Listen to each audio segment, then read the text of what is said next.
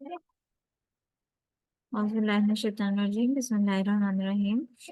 आज हमने डाइवर्टिकुलम का जो टॉपिक है वो डिस्कस करना था, ठीक है। उसके साथ हमने जो है वो गर्ड का टॉपिक डिस्कस करना है, ठीक है। तो डाइवर्टिकुलम को अगर हम देखें, हमारे पास डाइवर्टिकुलम क्या चीज होती है, सबसे पहले डाइवर्टिकुला का पता होना चाहिए। डाइवर्टिकुलम होता क्या है? Diverticulum is an outpouching of mucosa and submucosa that protrudes through a weak portion of the musculature. यानी हमारे पास म्यूकोसा या सब म्यूकोसा अगर आपके पास जो है वो बाहर को निकल आती है, ठीक है, उसकी आउटपोचिंग हो जाती है, उसकी आउटपोचिंग हो जाती है। मसल्स जहाँ से वीक होते हैं वहां से क्या करते हैं, प्रोट्रूड करके, यानी बाहर को जो है ना म्यूकोसा और सब म्यूकोसा मूव कर जाती है। तो उसको हम कहते हैं कि हमारे पास है डाइवर्टिकुलम।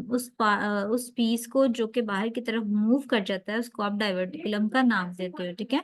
जहां से मसल्स वीक होते हैं वहां से म्यूकोजा और सब म्यूकोजा जो है वो बाहर की तरफ मूव कर जाती है, इस चीज को आप कहते हो डाइवर्टिकुला, ठीक है।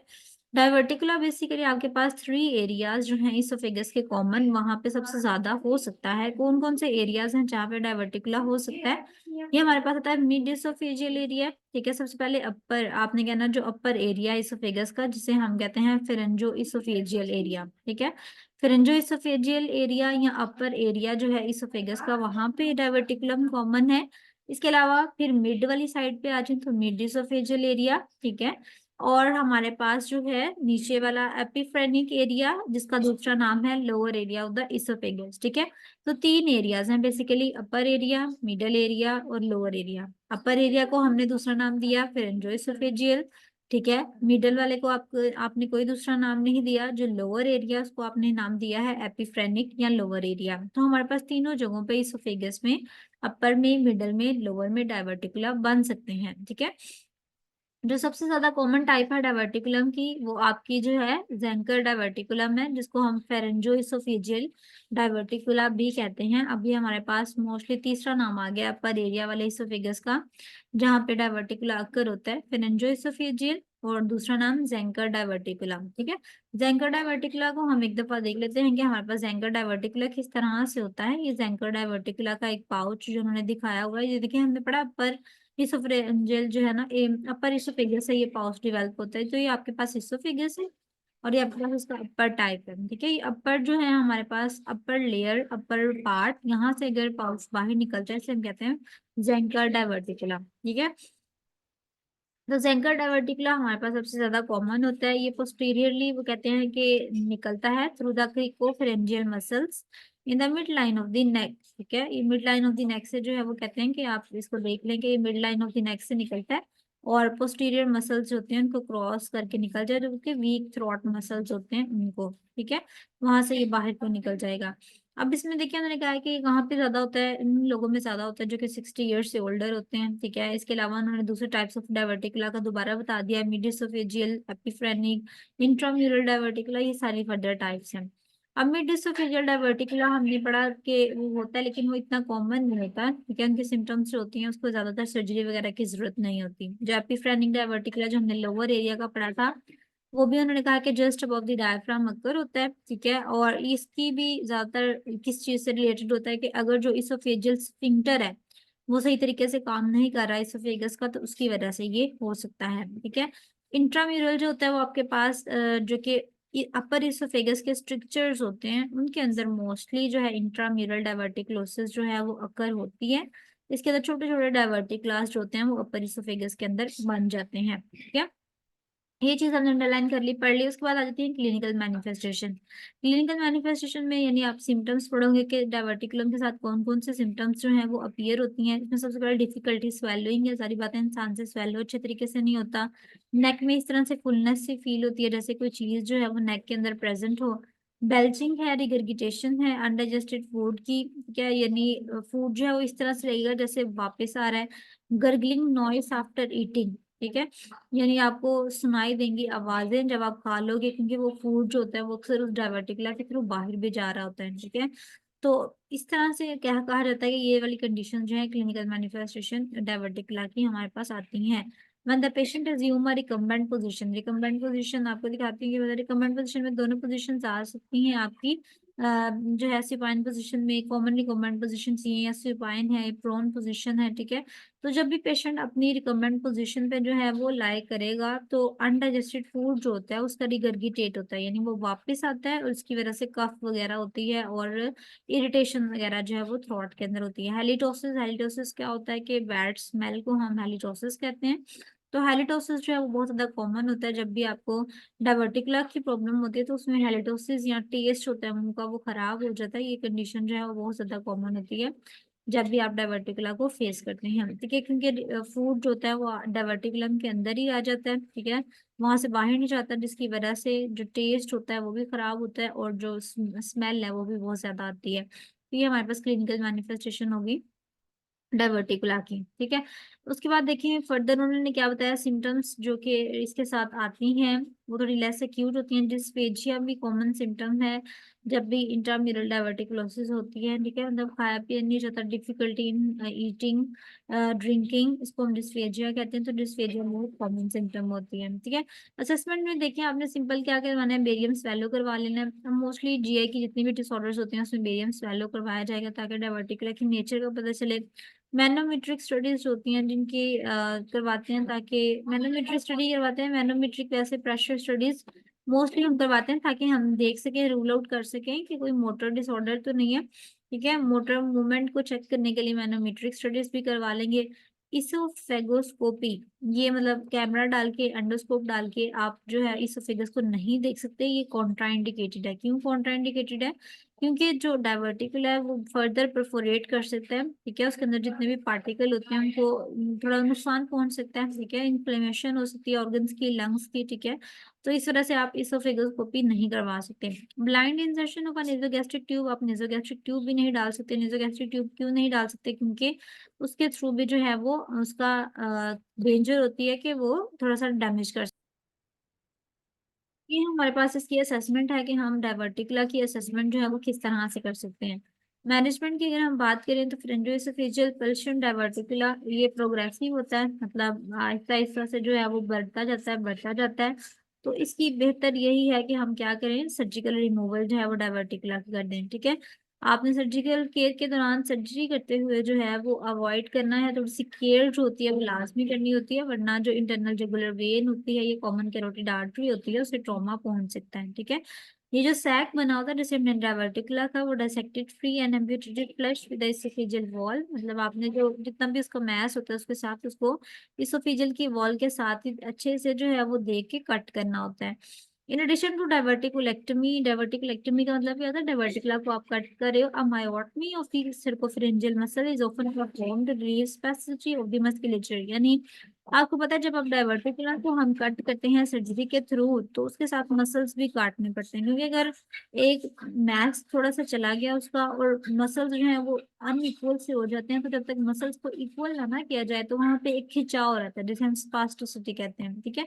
तो उसको खिंचाव को, उस टेंशन को खत्म करने के लिए हम थोड़े से मसल्स जो होते हैं वो भी साथ काट देते हैं, ठीक है।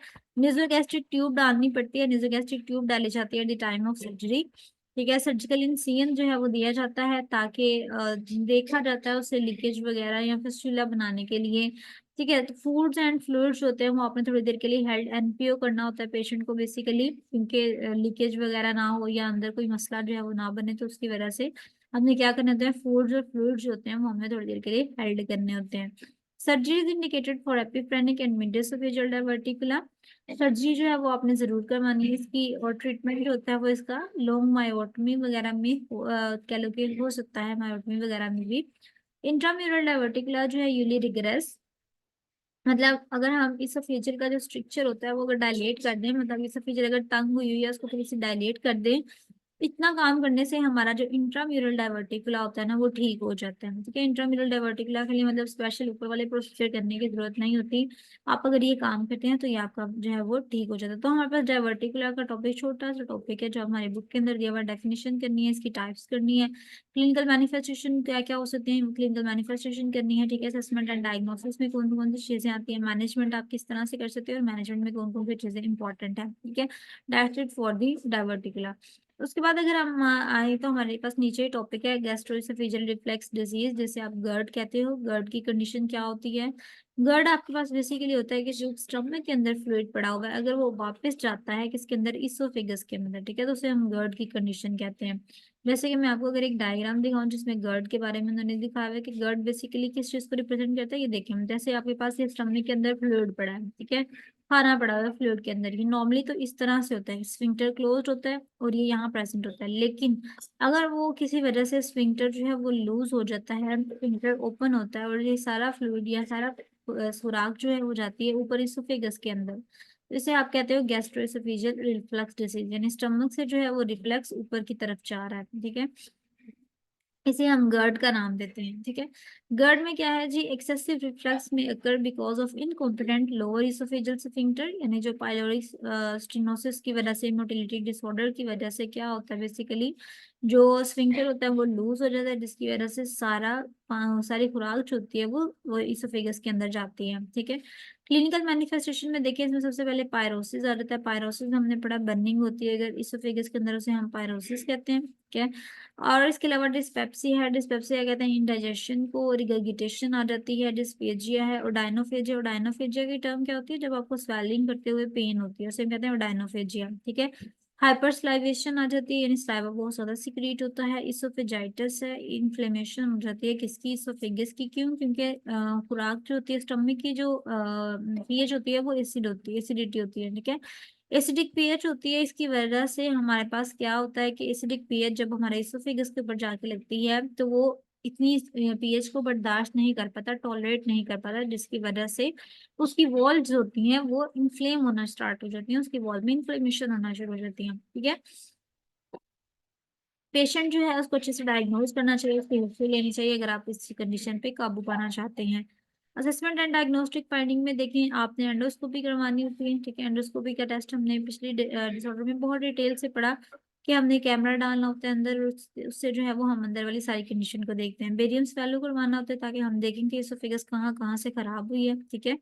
Ambulatory 12 to 36 hours oesophageal pH monitoring, यानी इसोफेगस के अंदर कितनी पीएच जो है वो करंटली आ रही है, आपने इस चीज को जो है वो मॉनिटर करना होता है।